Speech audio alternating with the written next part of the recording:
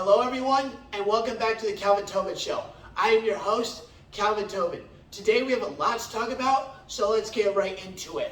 All right, as the second half of the 2022 MLB season has been underway, all division leaders have been completely dominant since the All-Star break, but one team, and that's the New York Yankees. Yet they still are far ahead of the second and third place team in the AL East, but it is completely shocking for how far they have fallen since July started. And ever since that July hit, it's been out. This summer has been absolute kryptonite for the Yankees, and there's only been one guy that has continued his dominance for that Yankees team, and it's Aaron Judge. And what Aaron Judge has done, he's been having an historic season because now he has 46 home runs and 100 RBIs already, and he has got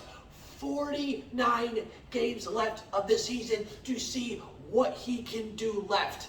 Now, with Aaron Judge playing 113 games into the season, he is tied and around the same realm of a couple of guys when it comes to history. Now, he is tied with Babe Ruth for 46 home runs, 113 games into the season, and the only guy that had more in MLB history, 113 games through the season, was Barry Bonds, as he had 48. And this was all the way back in 2001 when he broke the home run record and got 73, and that record is still standing today.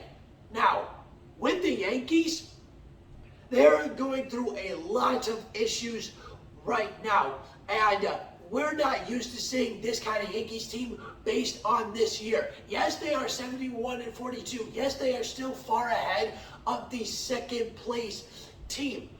But especially since this All-Star break, let alone July, they just haven't been this team. They are not scoring enough. They haven't been getting on base consistent enough. And they did just lose Matt Carpenter to a fractured foot, and he had to exit a game a few days ago, but he isn't the main reason and main factor that these guys are losing.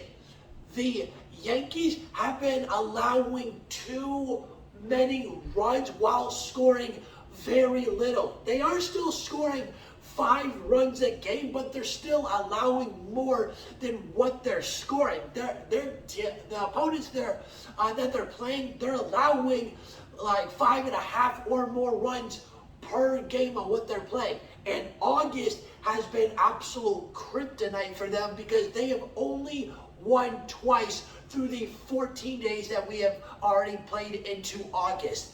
The Yankees have got to stop allowing runs, and they have got to get on base and start hitting and being consistent with that more.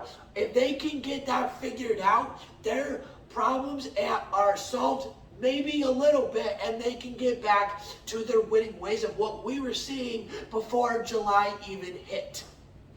Now, among the division leaders that have been dominant over the course of the year and ever since the All-Star break, there has been one team that has really stuck out, and their dominance has been second to none right now since they took the MLB lead in wins.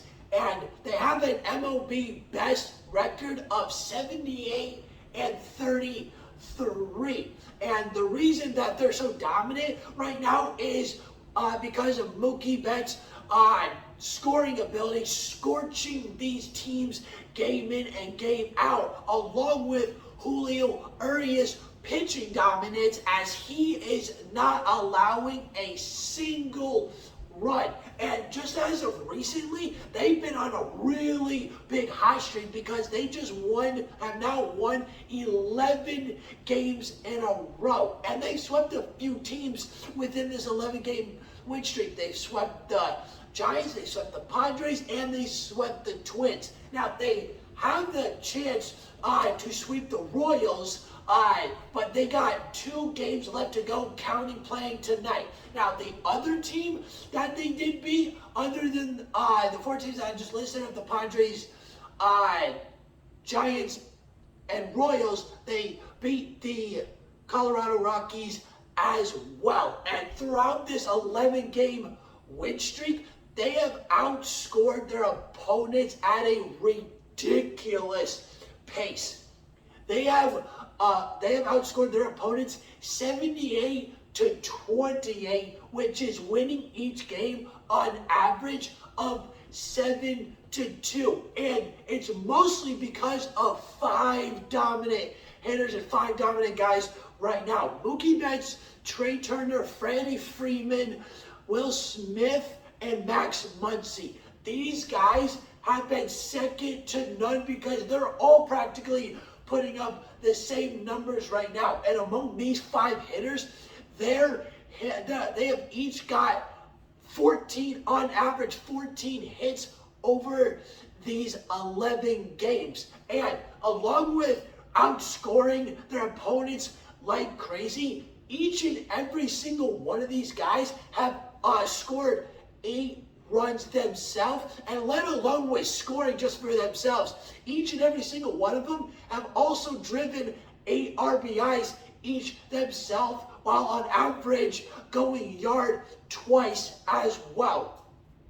These 5 hitters are the backbone to this winning streak right now, and it's going to be really hard to stop them. And that's just on the offensive end of being lethal. On the defensive end of being lethal, these pitchers have not allowed many runs at all. And it looks like it's completely unfair. And it's through 3 guys over 7 of these games that have helped out hugely on why there has been practically no runs allowed per game. For one is Julio Urias, as he has struck out 14 batters over 2 games, only allowing 1 run.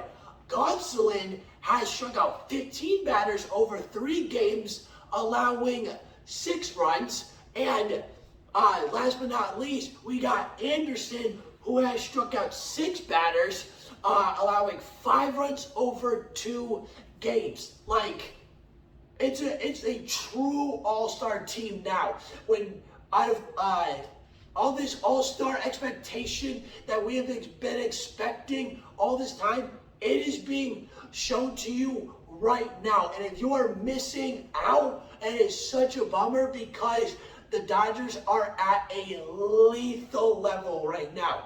And for how dominant they have been since the All-Star break, they're 18-3. They've only lost 3 times out of the last 21 games. That's how scary these Dodgers are. And it looks like they cannot be stopped, and nobody can stop them under any circumstance. Now, they got to finish up this series against the Royals, because they got 2 games left out of this 3-game series, and they've already won 1. Now, I think that there is a chance, but we'll see what happens. I think the team that is going to end this win streak is going to be sometime during the Brewers series, which starts in a few days. And the Brewers are going to have to go all out on their pitching. And they got a Cy Young candidate right now in Corbin Burns, and he's been dominant all year long as well.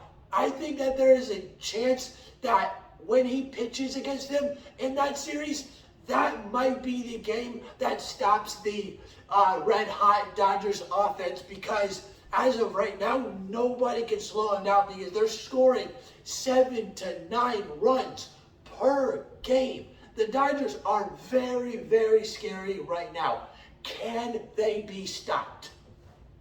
Now, what has stopped is Fernando Tatis tracks. The Padres and Padres fans are very, very upset as to what just happened, because Fernando Tatis Jr. made a little bit of a slip up, but is paying big time, because what happened is Now he's gonna have to wait until 2023 to play because he has now been suspended for 80 games for testing positive for PEDs. But it's not exactly the steroids you might be thinking about.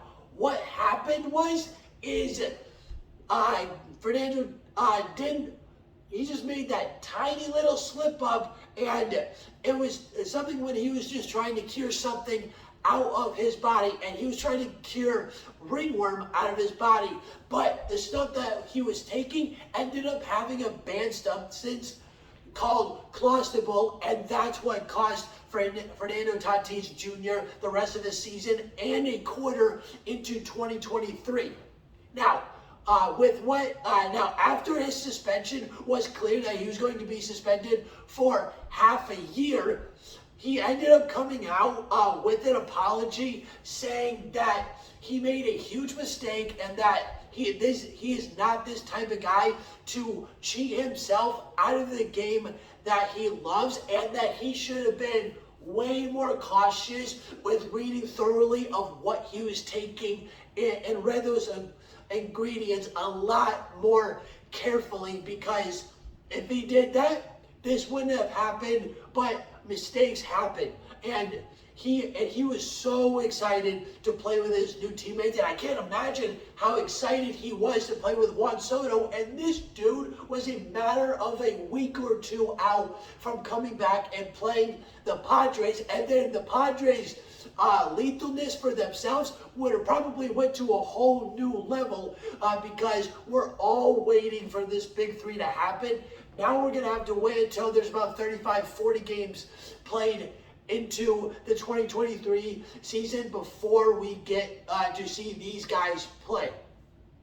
He was so close, very, very close, but mistakes happen, and now we're not going to see him play for a while. All right, that's the end of the Calvin Tobin Show. Please subscribe to my channel at Calvin Tobin Show so you don't miss out on any sports media. And please follow me on Instagram at Calvin Tobin Show so you don't miss out on any sports news whatsoever. And I'm out.